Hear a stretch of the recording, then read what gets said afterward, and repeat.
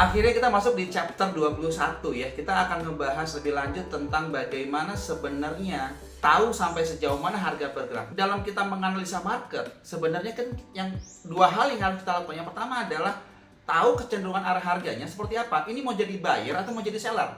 Setelah teman-teman tahu ini mau jadi buyer atau jadi seller, maka selanjutnya adalah kalau saya melakukan posisi buy, katakanlah lagi bullish market. Kalau saya melakukan posisi buy, kira-kira nih targetnya sejauh mana? Kita tahu bahwa pergerakan harga itu tidak akan pernah bergerak lurus, itu akan cenderung bergerak zigzag. Pergerakan zigzag yang terjadi inilah yang akhirnya kita sebut sebagai internal structure atau minor structure. Di dalam sebuah gelombang besar ada gelombang kecil. Nah, seandainya teman-teman melakukan posisi buy, katakanlah Anda sudah tepat melakukan entry buy, tapi kemudian Anda tidak tahu sampai sejauh mana harga bergerak. Tiba-tiba Anda sudah profit sebesar 50 pip, tiba-tiba berbalik arah dan Anda malah kena stop loss. Pernah mengalami kasus macam itu?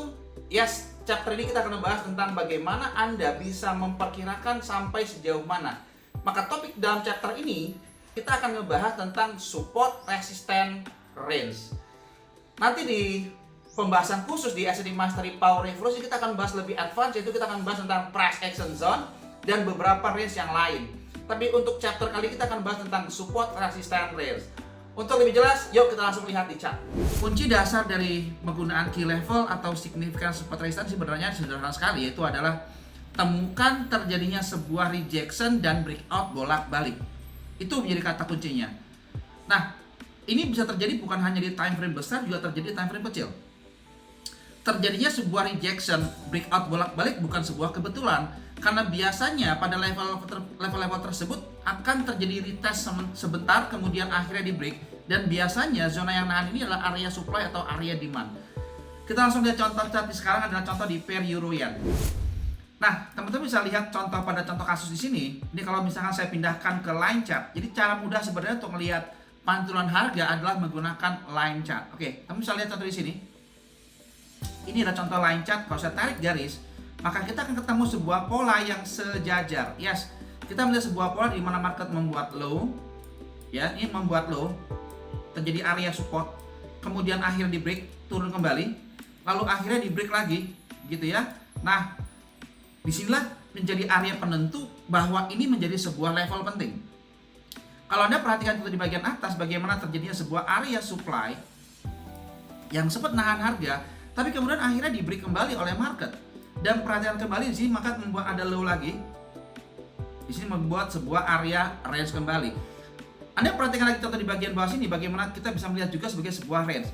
Jadi kita melihat sekarang di anak tangga di mana ada sebuah wilayah 1, wilayah 2, dan saat ini masuk dalam wilayah 3. Ya, bahkan sekarang harga sudah berhasil menembus terhadap wilayah 3. Ini yang kita sebut sebagai range batas bawah, gitu ya, range batas bawah, range batas atas. Batas bawah ketika di atas kita sebagai batas bawah, ini batas atas. Kemudian di break lagi ini batas bawah jadi batas atas. Inilah yang saya sebut sebagai sebuah range antara support, resistance. Dan perhatikan teman-teman yang terjadi, bagaimana terjadi sebuah peralihan, bagaimana resistance become support terjadi, ya. Dan sebenarnya Anda bisa kombinasi dengan menggunakan sebuah supply atau demand. Di pembahasan khusus di S&P Mastery Power Revolution kita akan membahas tentang supply demand menjadi sebuah flip, atau kita sebut sebagai flip zone, atau kita sebut sebagai swap zone. Swap zone, flip zone itulah sebuah pola yang sama. Disebut sebagai flip zone saat Anda menggunakan strategi SMC. Swap zone ini adalah strategi dari supply demand. Dan mari kita lihat, kita pindahkan menggunakan candlestick, maka kita akan melihat sangat jelas sekali. Saya pindah ke candle. Oke, mari kita lihat contoh di sini. Bagaimana Anda melihat sebuah pergerakan? Oke, mungkin ada yang bertanya, apakah saya menggunakan high low, berarti menggunakan body atau menggunakan candle?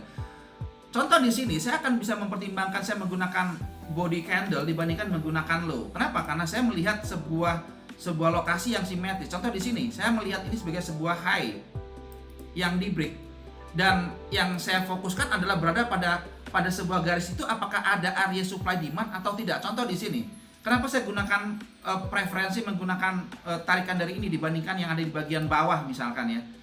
Kenapa saya tarik semacam itu? Oke, contoh misalnya saya pakai di sini. Kenapa saya tidak menggunakan warna biru sebagai tarikan saya? Padahal kita juga melihat bahwa ini sebenarnya membuat sebuah pantulan harga gitu ya, membuat ada low, sini ada low, kemudian sini ada low juga, yang ini sepertinya teratur. Kenapa saya tidak menggunakan preferensi menggunakan ini? Karena kuncinya adalah pada pembentukan dari sebuah base.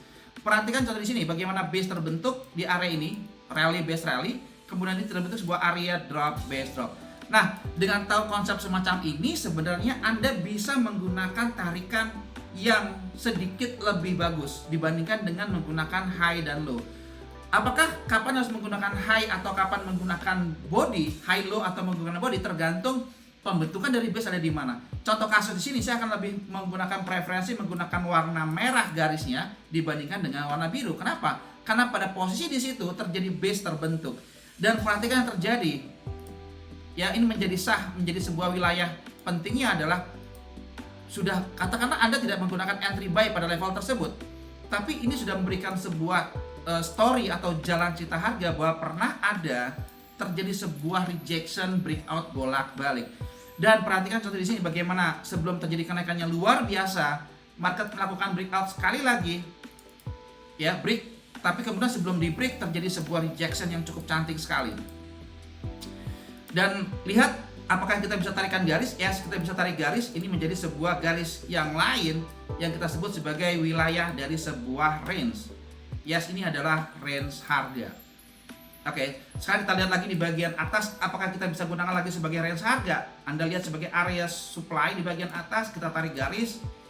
Nah, kita ketemu pola yang lain. Ini adalah sebuah pola yang kita sebut sebagai range harga. Dan perhatikan bagaimana terbentuknya area demand baru di sini. Ya, ini kita sebuah area rally base rally. Apakah ini akan membuat harga untuk naik kembali? Gitu ya. Itu perlu dikonfirmasi di time frame yang lebih kecil.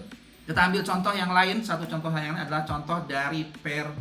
Contoh adalah gold ya. Kita contoh lihat gold. Ini sebuah pola yang mirip, sama aja Anda bisa gunakan di pair manapun. Mari kita lihat contohnya menggunakan support resistance range. Saya hilangkan terlebih dahulu EMA-nya ya. Oke, kita gunakan acuan time frame yang sama. Kita menggunakan acuan dari time frame daily ya, biar lebih clear lihat arah harganya.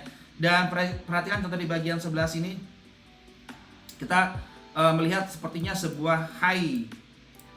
Ya, sebuah high dan low-nya. Kita lihat di bagian sebelah sini. Yes, ini menciptakan sebuah range. Oke, kita bisa lihat ini adalah range. Bagaimana harga sempat reject, kemudian akhirnya di break. Ini menciptakan sebuah base yang sangat-sangat penting sekali. Apakah ini akan menjadi sebuah area di mana kita bisa melakukan posisi buy? Ini sangat mungkin sekali. Oke, kita lihat contoh di bagian bawah. Apakah sebelum terjadi break ini ada sebuah base terbentuk? Kita lihat ini sebagai sebuah base. Ya.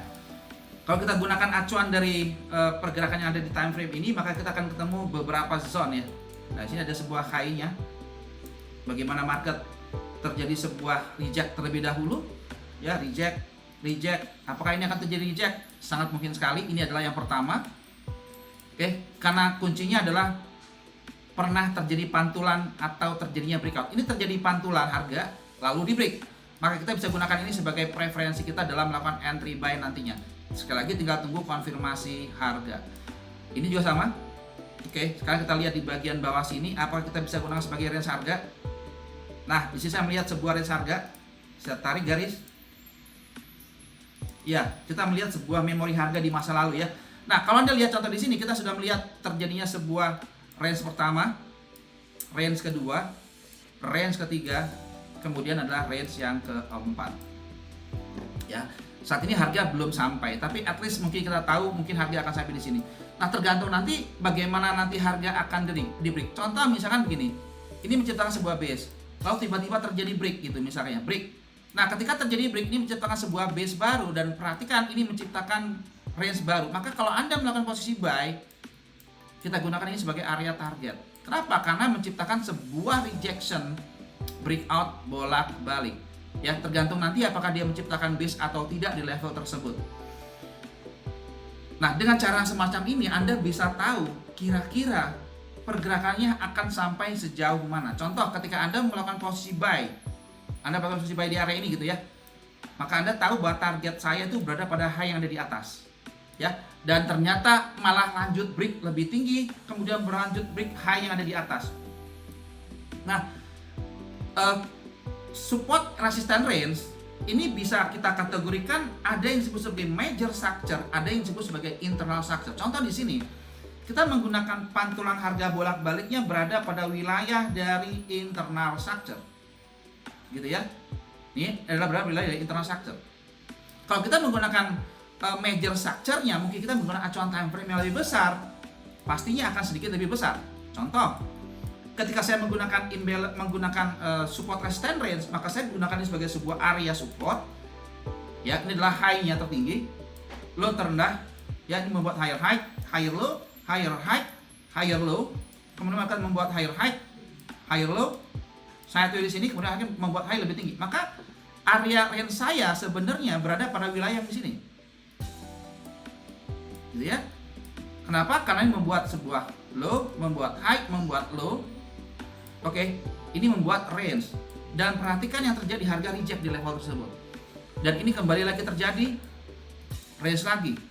Oke, yang ini kita gunakan sebagai apa? Sebagai range lagi. Oke, nah kalau kita gunakan pendekatan contoh semacam ini, kita dapat seperti melihat sebuah memori harga. Ya, biar lebih enak saya tarik garis aja ya.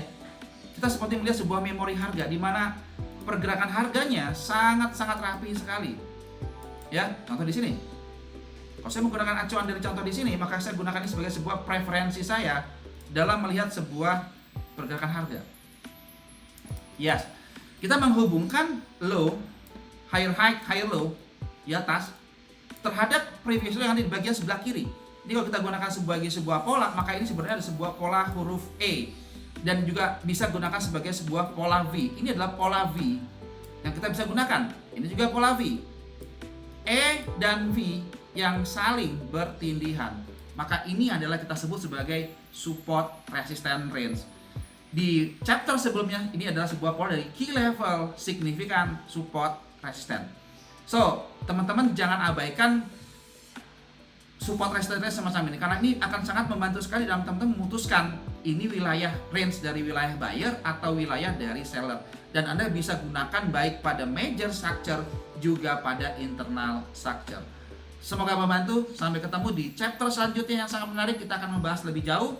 Kita akan kombinasi semua materinya dalam satu pembahasan khusus tentang multi time frame analysis. Sampai ketemu di chapter berikutnya.